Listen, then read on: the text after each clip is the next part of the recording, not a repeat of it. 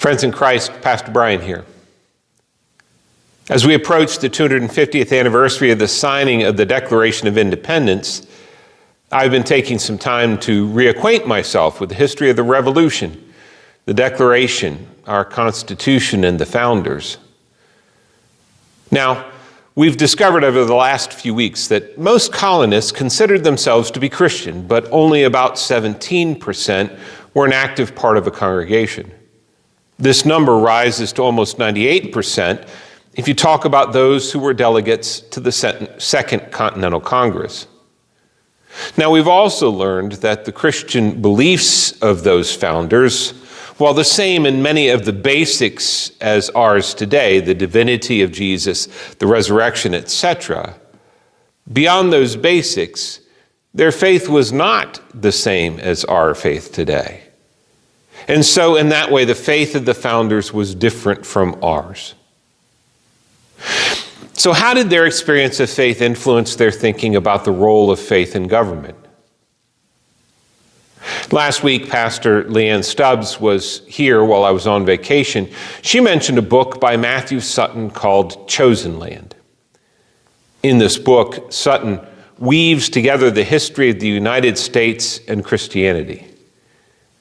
There are several points that he makes that support Michael Sean Winter's assertion that the founding of America was not as a, quote, Christian nation, but as a nation of Christians. Sutton argues that the Christian faith was not imposed by our founding documents, but that it was very much supposed that the faith of that time, the Episcopal Church, congregational churches, that faith would heavily influence the country. The founders also knew that for this unique experiment to work, the citizens of this nation would need a strong moral and ethical foundation. And in their mind, that would obviously be a Christian foundation.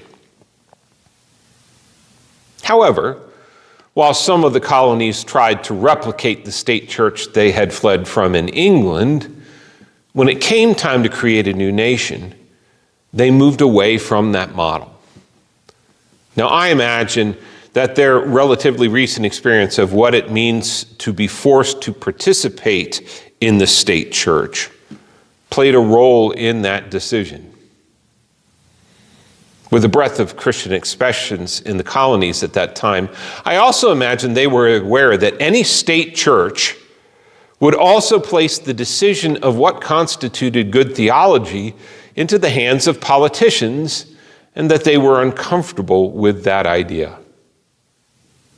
So, according to Sutton, what the founders did was make the religious life of the people to be a free market.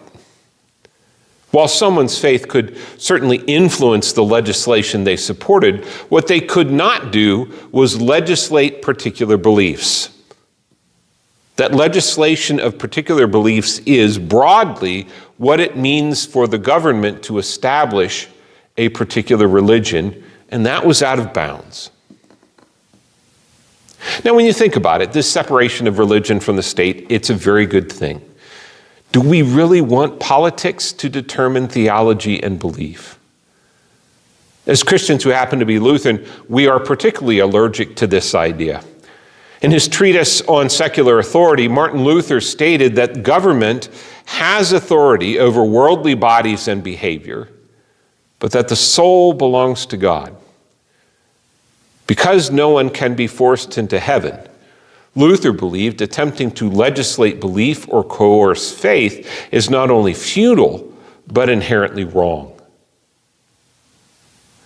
Now, what my study of the last few weeks tells me is that the picture of a uniform Christian past of our nation is just a pipe dream, especially if that Christianity is supposed to have looked like modern evangelicalism.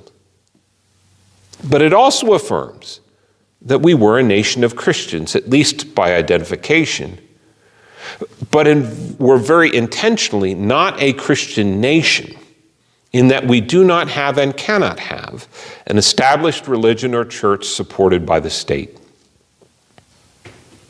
As part of my research, I found it interesting that in 1776, between 95 and 98% of people said they were Christian, but only 17% actively belonged to a church. Today, 62 to 66% of U.S. adults identify as Christian, but only around 37 to 44% belong to a church or mosque, and about 30% attend worship on a weekly basis. So in this way, we follow in the footsteps of our ancestors. One final curiosity. I read a comment from someone questioning the implication that belonging to a church made people more of a Christian, especially in the early days of the United States. Now, there's a point to be made about record keeping, and there could have been lay-led house churches that we don't know about back then. But I would argue that except for a very few people, the ancient mystics, the first desert hermits, you cannot be a follower of Jesus and not be in a community of fellow believers of some kind. But that's a conversation for another day. While there's certainly much more to be said and learned about the faith of our founders, I hope you've enjoyed these past few weeks as much as I have in researching them and sharing them with you. God's blessings.